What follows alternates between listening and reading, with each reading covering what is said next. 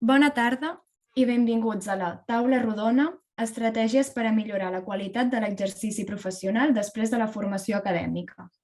Per consideracions amb el ponent, la sessió d'avui serà impartida en castellà. La actividad de hoy será impartida por Francisco José Medina y Francisco Solano Romero. Francisco José Medina es doctor en Psicología, decano de la Facultad de Psicología y presidente de la Conferencia de Decanos y Decanas de Psicología de las Universidades Españolas. Miembro de la Comisión Académica del Doctorado Interuniversitario en Psicología de los Recursos Humanos. Editor asociado de la Journal of Work and Organizational Psychology. Miembro del equipo de evaluadores para ANECA en las titulaciones de Ciencias Sociales. Pertenece a la International Association of Applied Psychology, a la European Association of Work and Organizational Psychology y a la International Association of Conflict Management, de la cual ha estado Executive Board en 2005.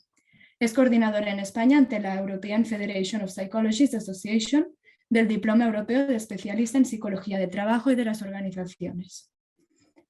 Francisco Solano Romero es licenciado en Psicología con especialidad clínica, consultor en Desarrollo Organizacional y de Recursos Humanos, profesor facultado de Psicología de la CEU-UAO, profesor coach de ESADE Executive Education, especialista Eurosci en Psicología del Trabajo y Organizaciones, experto en Psicología del Trabajo y las Organizaciones por el COP, experto en Psicología Coaching por el COP, psicólogo del deporte, con un máster en Dirección de Recursos Humanos por el Instituto de Empresa. También coach mentor, miembro de la EMCC Spain Coach Professional Senior, AECOP EMCC, MISACRIT International Society for Coaching Psychology y vocal de la división PETOR-BEF. Antes de empezar, recordaros que la actividad tendrá una duración de 1h30. La sesión estará dividida en una primera parte de exposición, seguida por un turno de preguntas en el que podréis activaros la cámara y micrófono para intervenir, así como también enviar vuestras dudas a través del chat, dirigiéndoos al Departamento de Formación. A continuación va a haber otra parte de exposición. Así pues, iniciamos la actividad. Cuando queráis ya podéis empezar. Muchas gracias.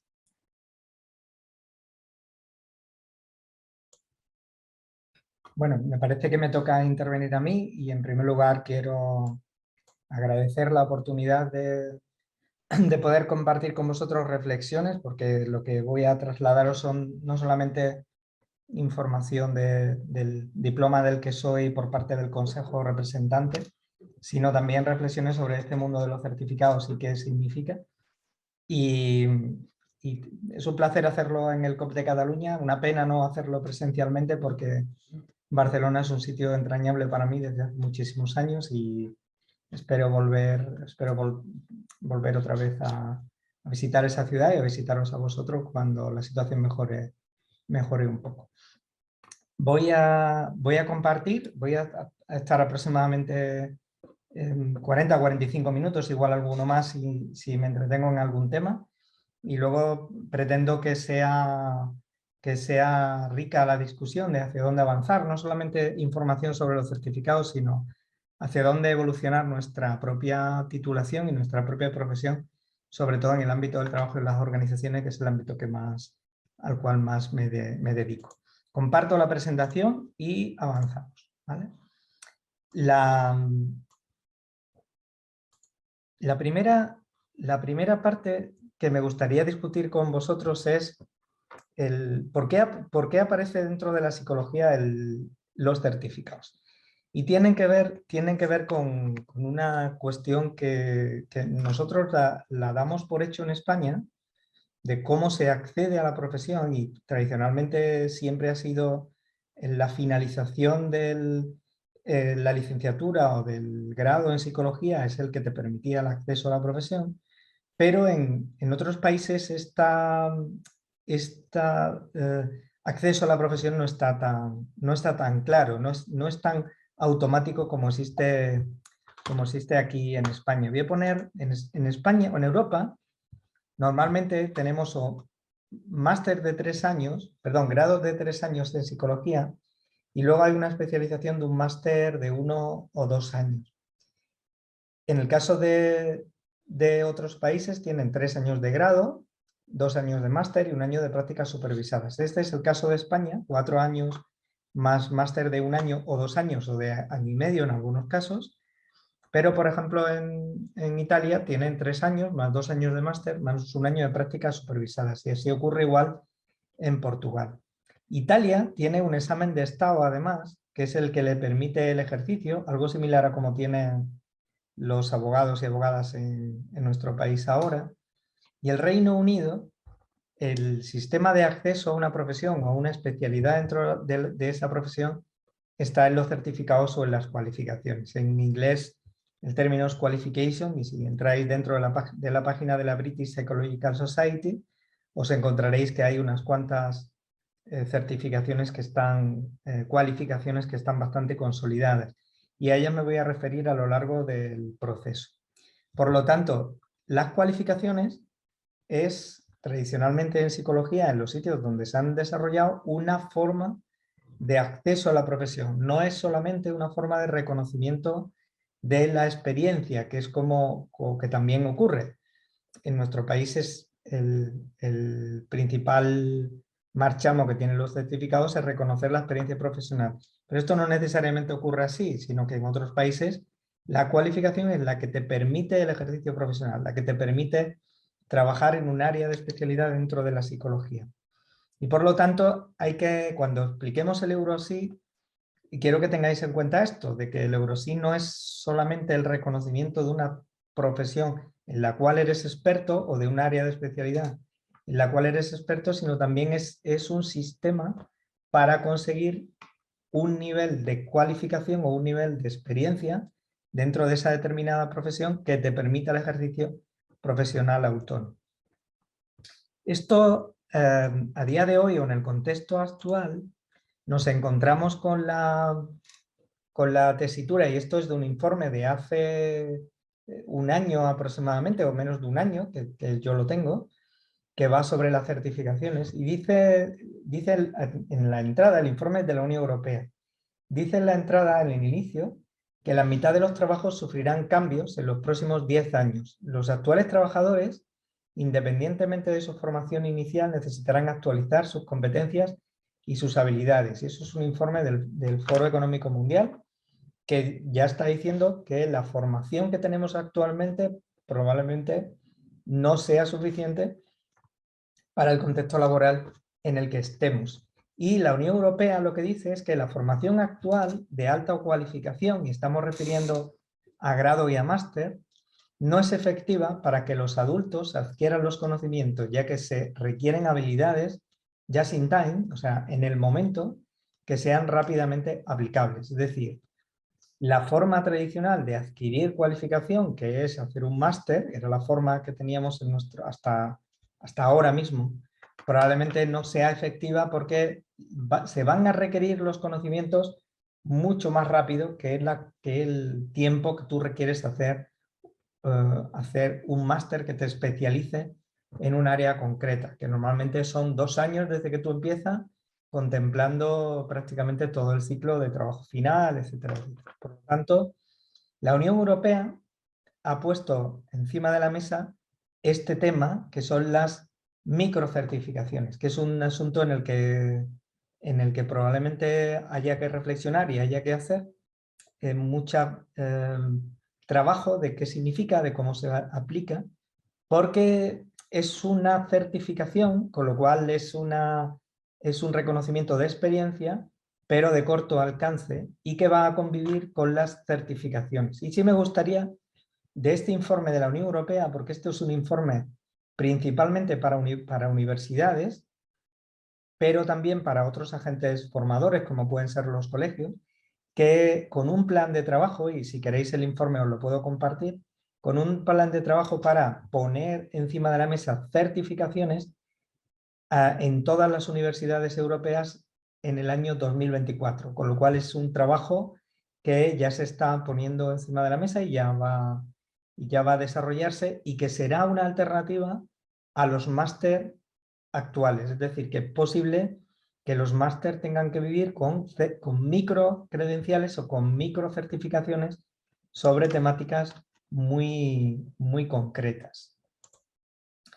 Para que veamos lo que la Unión Europea considera como microcertificaciones o como certificaciones y coger algunas ideas que nos puedan servir con posterioridad, define una microcredencial o una microcertificación como una prueba de que una persona ha adquirido una determinada habilidad mediante una formación corta.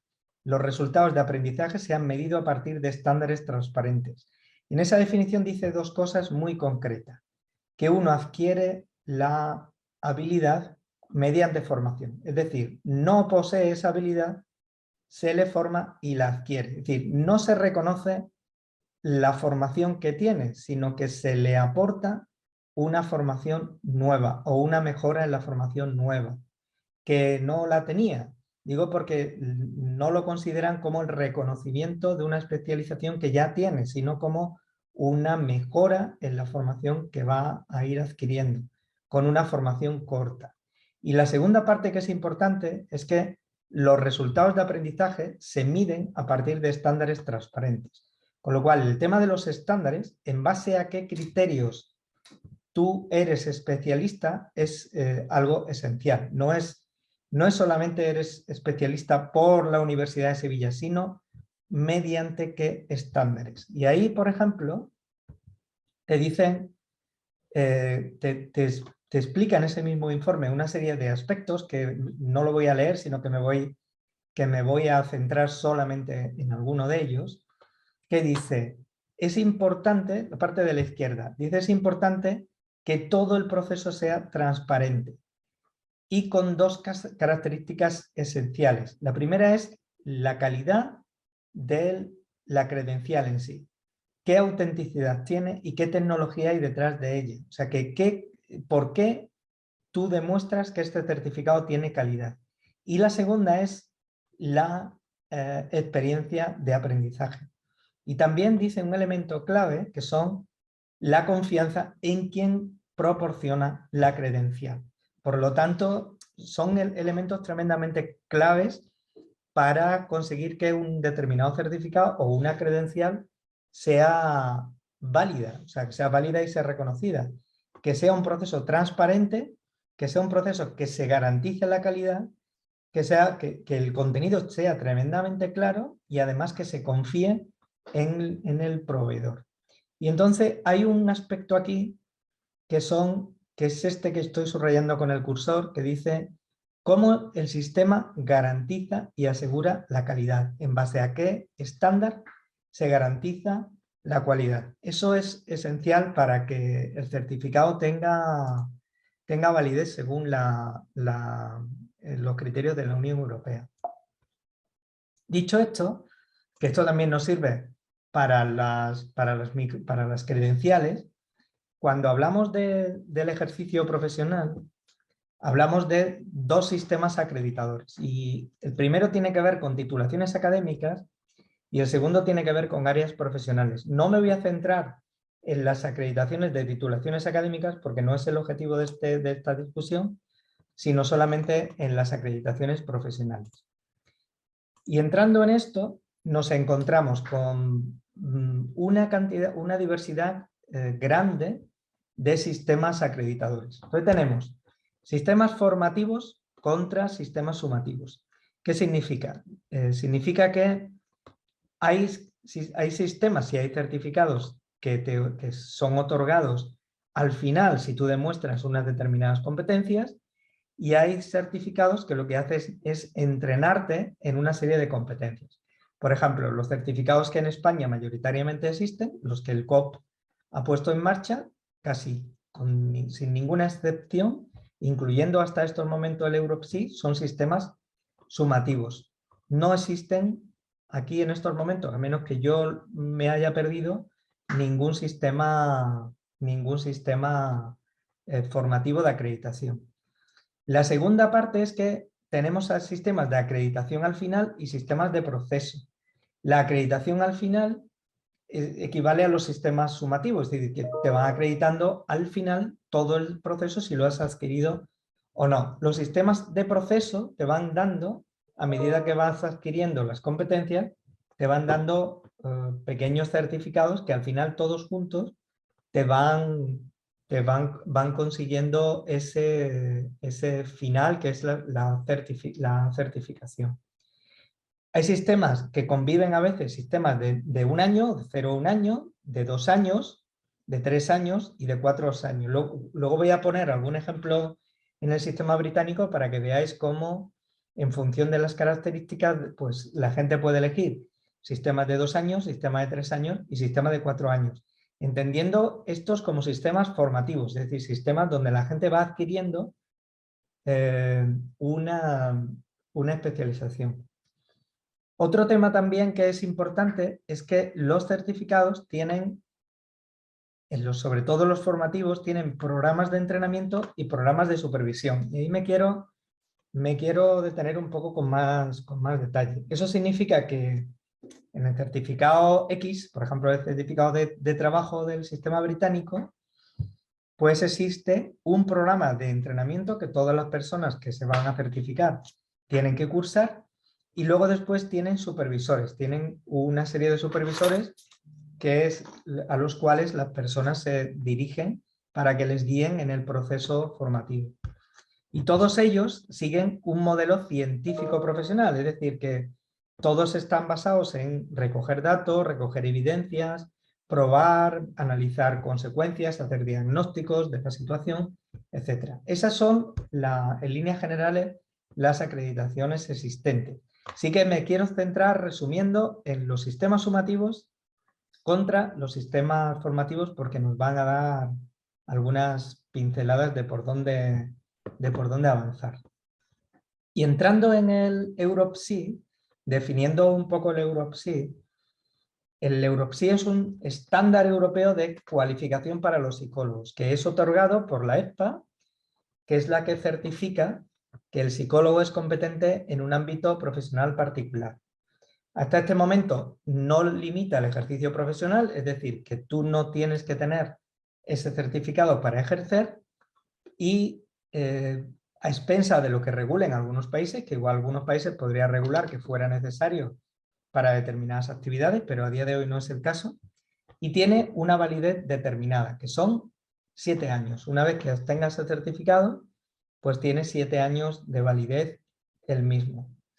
A día de hoy hay 2 vías para obtener el EuroPSI, entendiendo que hay 2 certificados EuroPSI. Uno es el básico y otro es el especialista. El básico es el que te garantiza que tú has tenido una formación homologada en psicología y el especialista es el que te garantiza que tú has tenido una formación homologada o homologable en psicología en las áreas de especialidad que están en marcha, que son 2, psicoterapia y trabajo y organizaciones. Si os dais cuenta, vamos a ir viendo cómo es la vía regular. Los estudiantes harían 5 años de estudios universitarios, con lo cual, teniendo en cuenta que nosotros tenemos 4 años de máster, perdón, 4 años de grado y 1 año de máster, necesitaríamos esos 5 años para cubrir el certificado básico de EuroPSI. Y a partir de estos 5 años tendríamos 1 año de práctica supervisadas. Y con eso tú puedes solicitar el certificado EuroPSI básico. Si tú quieres conseguir el especialista, con esta vía regular, necesitarías estudios de posgrado, que son 60 créditos, es decir, una segunda formación de posgrado. Si el máster tuyo tiene 60 créditos, tendrías que hacer otro. Si tiene 120, como ocurre con el máster de Valencia de Trabajo y Organizaciones, pues ya tendrías los necesarios para tener el posgrado. Si tiene 90 como el nuestro, pues necesitarías 30 créditos más de formación de posgrado. Luego tienes que tener 3 años de experiencia profesional y 400 horas de práctica supervisada a lo largo de esos 3 años. El certificado ya pone la práctica supervisada en agenda y quiero dedicarme luego a ella con un poco más de detalle. Cuando ya cursas esto, que estamos hablando 5 años más 1 año de práctica supervisada 6, más estudio de posgrado, pongamos 7, aunque lo puedes compaginar con la experiencia, más 3 años de experiencia, estaríamos hablando de 10 años de especialización en psicología, que es la que te garantiza la expertise en un determinado área de actividad. Entonces aquí lo que solicitarías es el certificado especialista en psicología del trabajo y de las organizaciones o el certificado especialista en psicoterapia. Hay que decir que el certificado tiene una serie de requisitos adicionales que durante estos 3 años, pues tú hayas, y ahora lo voy a comentar, hayas también te hayas actualizado, hayas hecho algún tipo de formación o hayas asistido a congresos, algún tipo de formación a lo largo de los años en los cuales tú estás trabajando. Hay un periodo transitorio que está a punto de finalizar y es uno de los temas que el Consejo tiene que decidir cuando lo finaliza, que está pensado para los veteranos y que tienen que garantizar una serie de años de práctica profesional supervisada, más la formación equivalente, que te permite ir directamente al certificado especialista. Entonces, esta vía es transitoria, es una vía bastante más sencilla que la vía de práctica, que los años de experiencia supervisada, y que puede ser útil para la gente que lleve ya un cierto tiempo en el ejercicio profesional.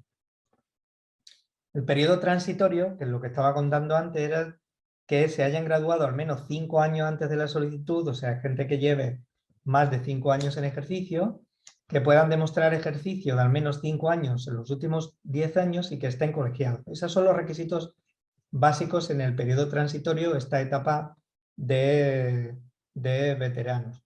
Y estas son las actividades que se consideran como dentro del desarrollo profesional continuado, que hay de todo, desde asistencia a cursos, desarrollo de nuevas habilidades a través del ejercicio de la profesión en el trabajo, reuniones de supervisión mutua entre iguales, conferencias profesionales o científicas, publicaciones de investigación, publicaciones profesionales, presentación a públicos profesionales o algún trabajo editorial en revistas o libros de psicología.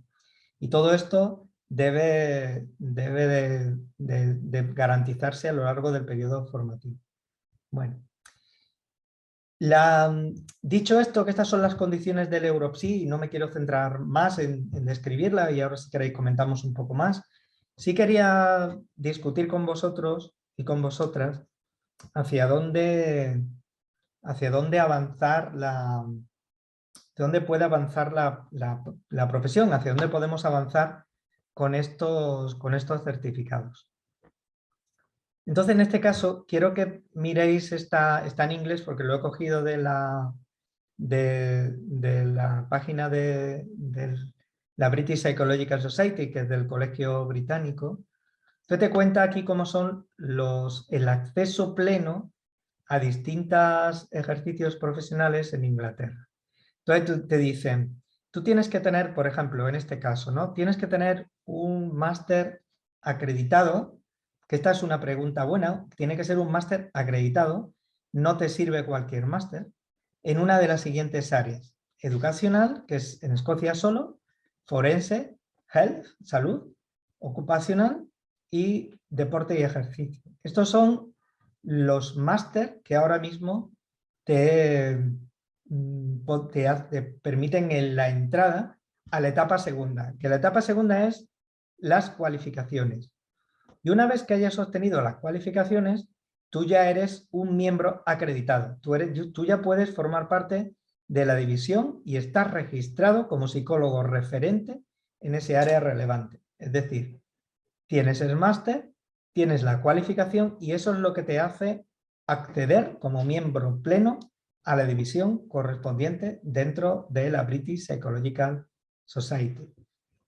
En el caso de counseling, que no existen títulos máster acreditados, pues el acceso viene desde cualquiera de los títulos, no necesariamente desde uno de los títulos que te habilitan para la cualificación, porque en el caso de los máster, en el caso de esta primer path, hay máster acreditados de ocupacional, de trabajo y organizaciones.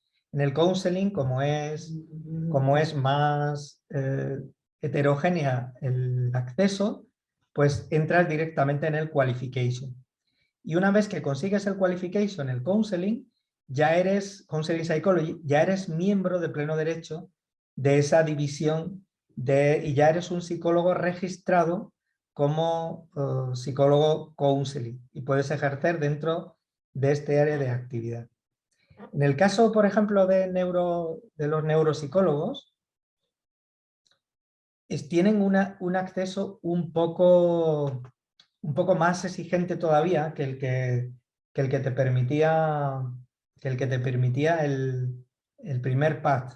¿Ves? Aquí lo que te dicen es que tú tienes que tener un doctorado acreditado en clinical o psicología educacional y a partir de ahí eres un miembro acreditado en la división como clínica o educational psychology.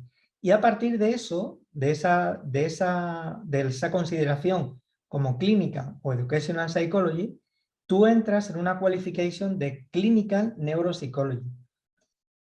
Y esa qualification es la que te permite ser miembro pleno de la división de neuropsychology, con lo cual es un sistema de acreditación mucho más exigente. O sea, tienes que ser doctor en clínica o en educational psychology, luego ya entras dentro de la división, a partir de ahí entras en periodo de formación y ya estás registrado como neuropsicólogo y por lo tanto puedes ejercer dentro de esa especialidad.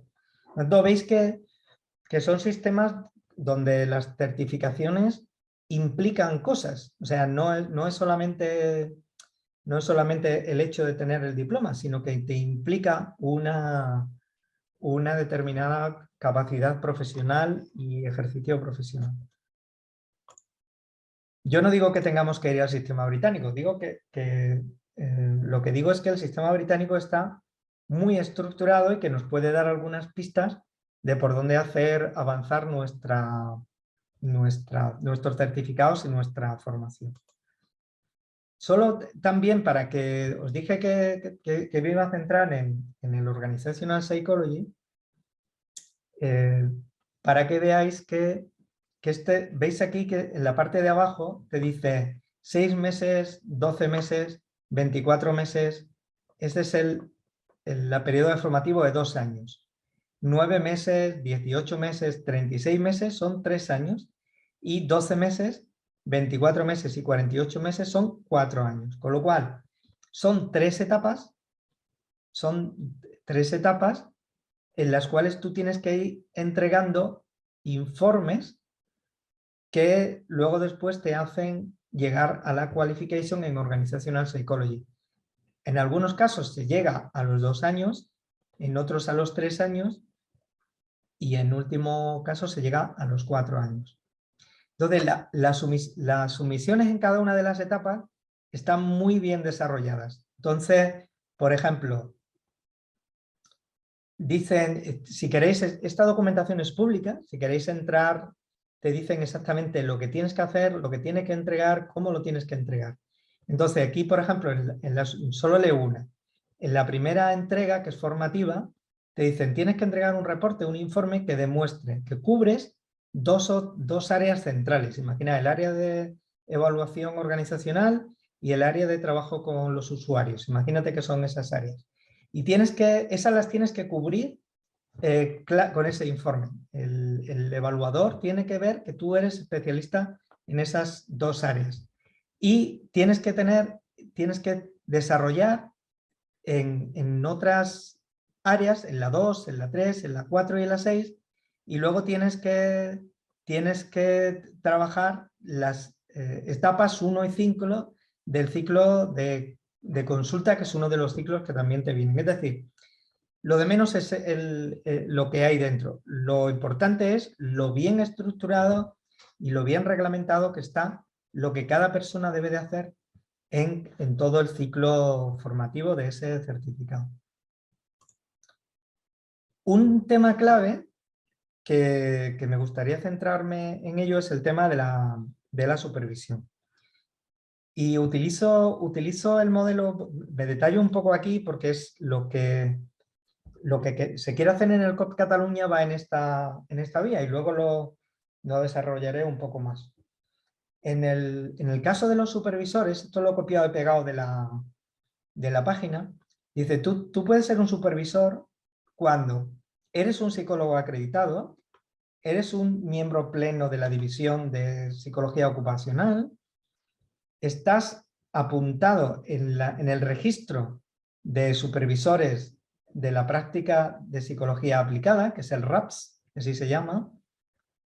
Dice, estás registrado como un psicólogo ocupacional dentro de las profesiones de salud, que es otro registro diferente que consigues cuando te acreditas, y que has tenido el entrenamiento en supervisión previo al adquirir el rol de supervisor y que cumples todos los requerimientos de entrenamiento. Es decir, que tú tienes aquí gente disponible dentro de la división de psicología ocupacional para ser supervisores de los nuevos psicólogos y psicólogas.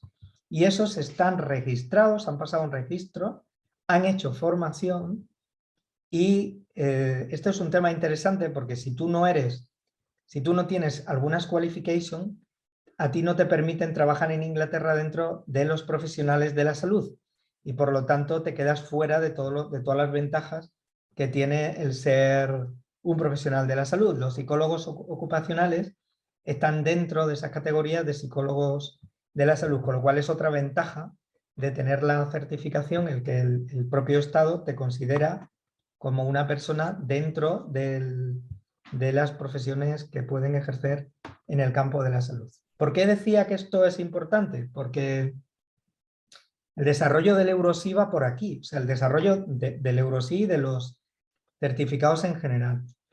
Va desde que una persona acaba de terminar un máster o está en el propio proceso de formación del máster y requiere ayuda de una persona para adquirir determinadas competencias que va a necesitar en su trabajo.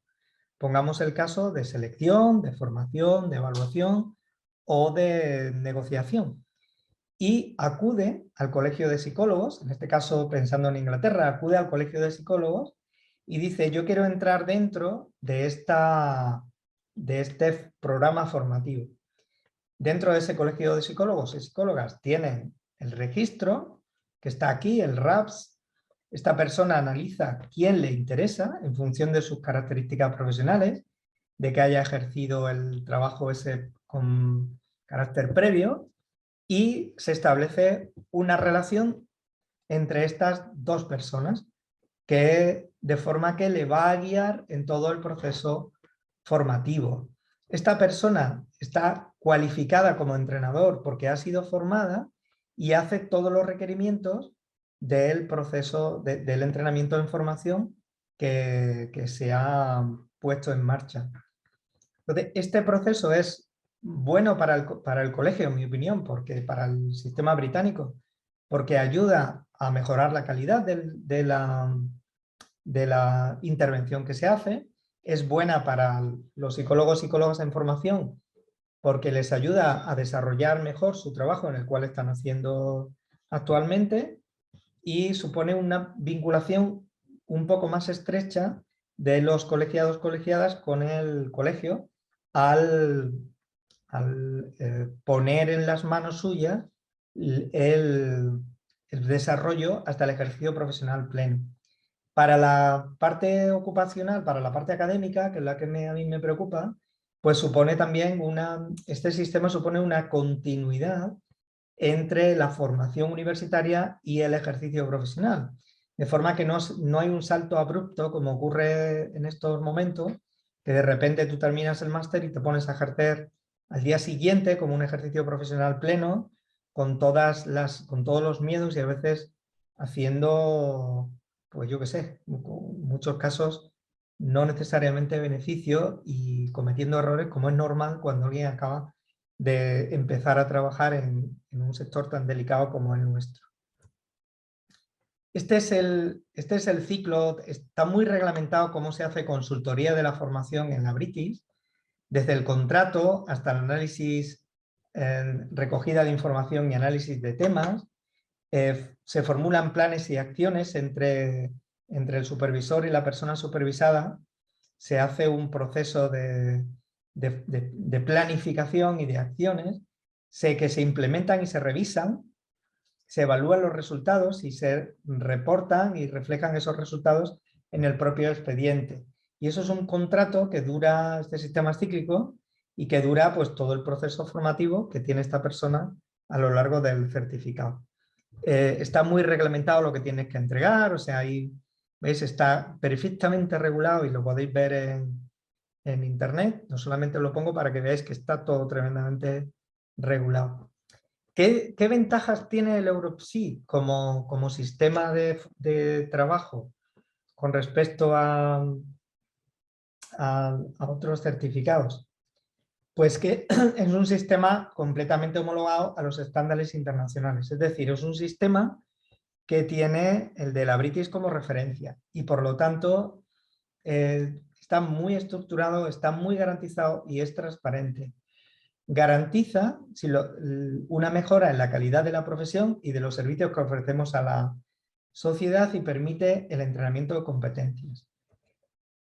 Los retos de este sistema es que este es un sistema que hay que desarrollar, porque hasta ahora lo que hemos hecho ha sido certificar a los especialistas que ya existen, pero falta por desarrollar el sistema de supervisión y el sistema regular, o sea, falta por poner encima de la mesa y por actualizar cuál es el camino desde que una persona llega al colegio profesional y que tenga durante ese periodo que os he contado antes toda la posibilidad de ser entrenado, de ser ayudado en el entrenamiento por una persona más cualificada.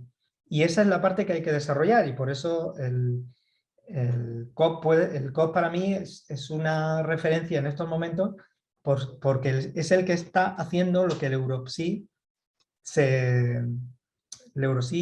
plantea, que es que la vía regular es la vía que debe de ponerse en marcha con todo el sistema de entrenamiento, de formación a lo largo de 2 o de 3 años hasta llegar a la cualificación plena.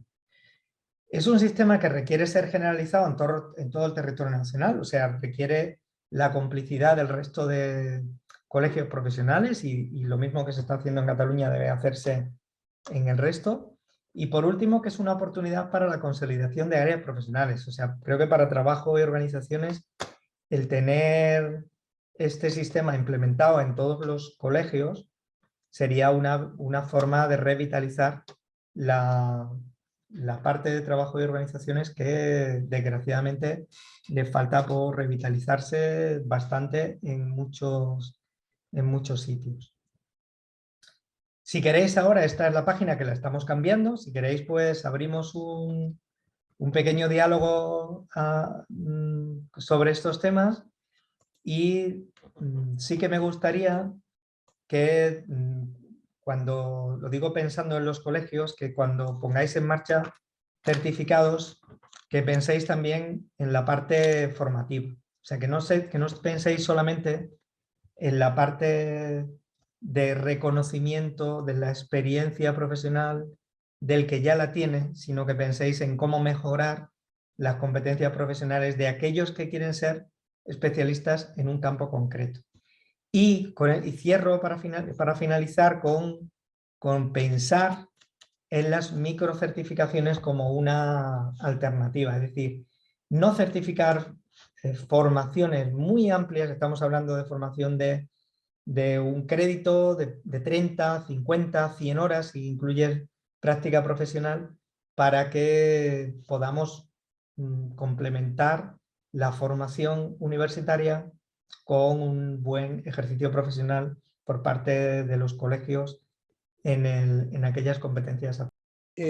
Modestamente solo quiero introducir una reflexión y una información desde un punto de vista más modesto, como es nuestro colegio autonómico, dentro de esta preocupación por cómo mejorar la calidad de nuestra praxis profesional, que es lo que como colegio nos compete en este sentido.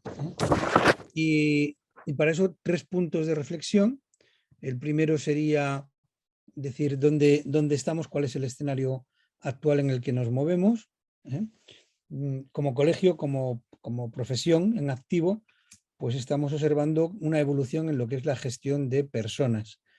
Frente al área tradicional donde siempre se ha intervenido desde la psicología del trabajo, que era sobre sistemas y procesos, selección de personal, formación, análisis de puestos, cosas muy concretitas, pues hemos pasado a unos años en los que hemos avanzado muchísimo en todo lo que son los temas de competencias, conductas, cambios de actitud, es decir, todo lo que está influyendo en el mundo de la cultura, es decir, los hábitos y costumbres de las organizaciones. En estos últimos años, yo creo que de los años 80 para acá, ha habido un gran avance por parte de nuestra profesión en introducirnos en todos los temas de competencias y hay un cierto ya lenguaje y cultura a la hora de entender lo que son las competencias, diferenciándolas de conductas y de creencias y todo esto. Sin embargo, el reto sigue siendo que para que podamos estar realmente tomando decisiones con gran impacto, es que podamos entrar en las áreas de crecimiento y de desarrollo, como son la estrategia. Es decir, en las organizaciones el gran reto para nosotros como psicólogos del trabajo es estar donde se toman las decisiones. Es decir, donde se generan los objetivos, donde se generan los planes de acción para las compañías, estar en los procesos puramente estratégicos y no en los procesos habituales de flujo continuo. Es decir, dar ese salto. Eso es importante y yo creo que estamos en estos años en esa tesitura, ¿no? De pasar del triángulo de la cultura y competencias como base a lo que es la estrategia y la toma de decisiones, o por lo menos contribuir a la toma de decisiones, ¿no? Vamos a ver aquí. Vale. Por otro lado, ahondando también en los retos que comentaba el profesor Medina, tenemos, desde el punto de vista, vuelvo a decir, del ejercicio de la profesión, 4 grandes retos. En primer lugar, ser visibles diferencialmente en el mercado profesional. Es decir, en el mercado laboral competimos con muchos profesionales de otras áreas. En psicología del trabajo de organizaciones te puedes encontrar haciendo selección o formación o desarrollo a personas que no vienen del mundo de la psicología del trabajo, como es habitual. Y ni siquiera la mayoría de los directores de recursos humanos tienen formación en psicología. Algunos cada vez más, pero la mayoría no. Y esto es claro. ¿Qué quiere decir? Que el mercado laboral no nos ve. Y como no nos ve, pues quiere decir que para nosotros la estrategia tiene que ser generar vínculos cada vez más fuertes entre organizaciones empresariales y nuestra institución colegial. Acercarnos en ese sentido, que hasta ahora pues yo creo que estamos bastante distantes. El segundo reto importante es demostrar qué podemos aportar, cuál es nuestro valor de contribución. E insisto que mientras no estemos en los lugares donde se toman las decisiones, será muy difícil que alguien perciba el valor de contribución de la profesión. Porque si no contribuimos en proyectos estratégicos, aquellos que hacen crecer y evolucionar a las organizaciones, el resto contaremos como unos más, pero no estaremos realmente aportando valor diferencial. Y es ahí donde tenemos que demostrarlo, ¿no? Y luego hay 2 retos importantes que son más internos a nivel de nuestra casa, a nivel de nuestra organización colegial, y precisamente es el que ha tocado el profesor Medina, que es el de la especialización profesional. Es decir, necesitamos ir generando itinerarios profesionalizantes. Necesitamos supervisión y acreditaciones. No tenemos cultura de supervisión en psicología del trabajo. Estamos empezando a entrar en la cultura de acreditaciones. Ojalá el tema de las microacreditaciones también nos solucione bastante. Pero, sinceramente, el gran agujero negro que tenemos es la supervisión.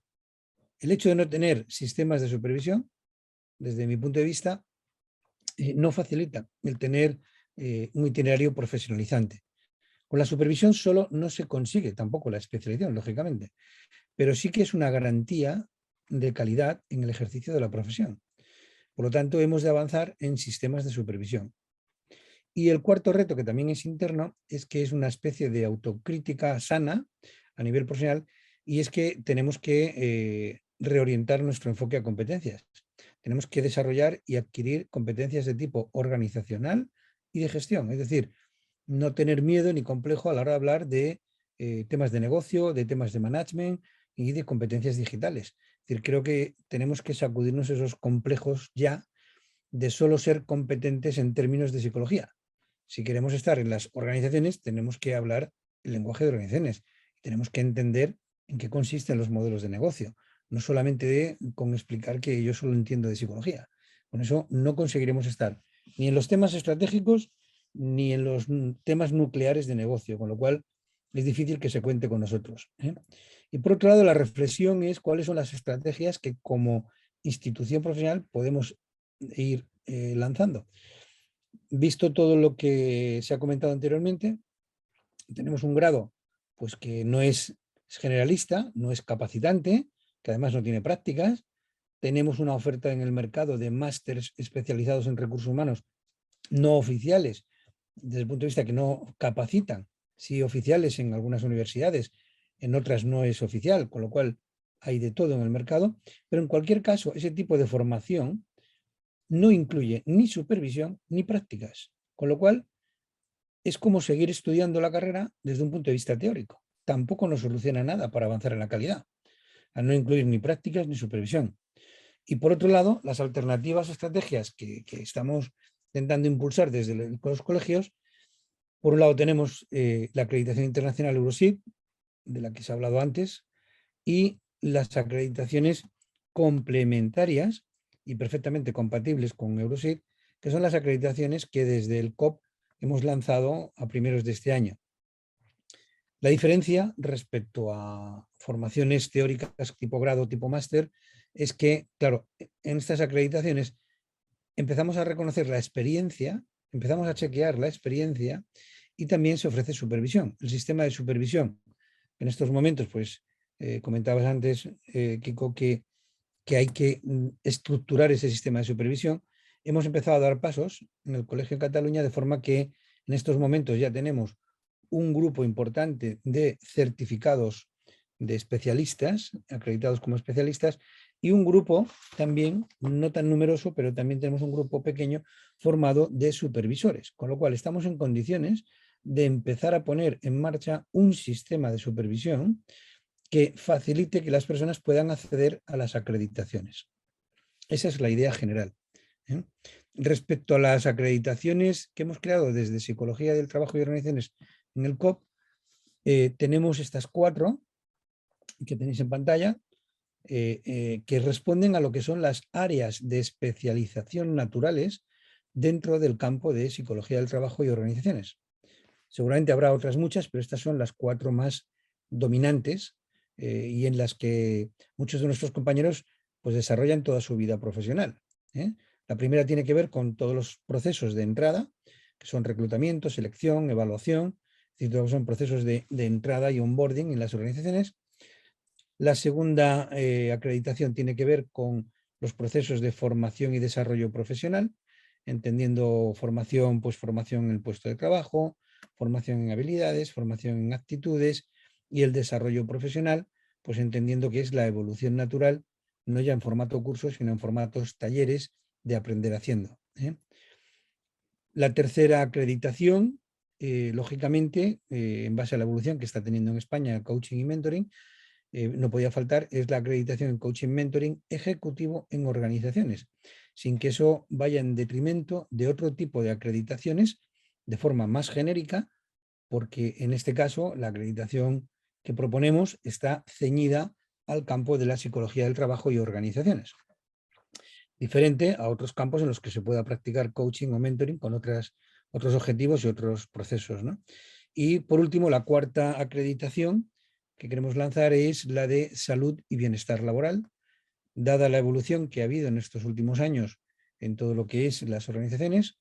El concepto de salud está en primera línea, junto con el concepto de sostenibilidad, y por lo tanto todo lo que influye en términos de salud para las personas y salud global para la organización se relaciona directamente con la productividad y con la sostenibilidad de las organizaciones. Con un poquito más de detalle, sí que quiero compartir un poco los criterios básicos que se van a tener para la valoración de trayectoria profesional en estas acreditaciones, los tenéis aquí, y que, por supuesto, las bases van a estar disponibles en la web del colegio, que como sabéis se está implementando poco a poco en estos días. Pero básicamente los criterios, como podéis ver, como denominador común, tienen el hecho de analizar en profundidad la capacidad, la experiencia en planificar, en diseñar, en implementar procesos, sean de reclutamiento, de selección, de evaluación, de formación y desarrollo, de coaching o mentoring o de salud laboral. Especialmente todo el campo de salud laboral es un campo pues bastante novedoso y que hasta ahora, estos años, se tenía un poquito de lado, porque eso de la prevención de riesgos laborales parece que no iba con la profesión. Sin embargo, el impacto tan grande que ha tenido todas estas crisis y la epidemia en lo que son las condiciones de salud ha hecho que pase a primer lugar todo lo que son las consideraciones sobre salud laboral, con especial, digamos, importancia en todo lo que es la prevención de riesgos psicosociales y con el estrés y el burnout como principales estrellas desde el punto de vista, si me permitís la broma, como cuadros más sintomáticos, ¿no? Por lo tanto, la adaptación de toda esta normativa a la vulnerabilidad de los puestos de trabajo es un campo que hoy por hoy ya sí que podemos hablar de salud laboral con mayúsculas como algo que tiene que ver con el psicólogo del trabajo y organizaciones. Y un poco hasta aquí la presentación de las 4 acreditaciones que ya están en marcha, que están abiertas ya en el colegio y que esperamos que a lo largo de este año pues haya personas interesadas en acreditarse desde una vía de especialización, como decimos, no desde una vía de... No está reñido con el tema de Eurosit, para nada, como veis en este gráfico hemos querido representarlo, porque realmente Eurosit es una acreditación, un reconocimiento, un estándar europeo, es otro nivel, y por su tanto, con el modelo amplio de competencias que tiene, pues es un modelo a trabajar de una forma con mucho más recorrido, ¿no? Con las 4 acreditaciones autonómicas lo que queremos es reconocer la especialización en un área dentro del mundo de la psicología del trabajo y organizaciones. No todo el mundo recorre todas las áreas de forma transversal durante su trayectoria profesional. Muchos compañeros se centran en un área y en ese área desarrollan su carrera profesional, con lo cual creemos que siempre es bueno diferenciarse en el mercado con una especialización reconocida por tu colegio profesional, y esa ha sido la intención de hacerlo.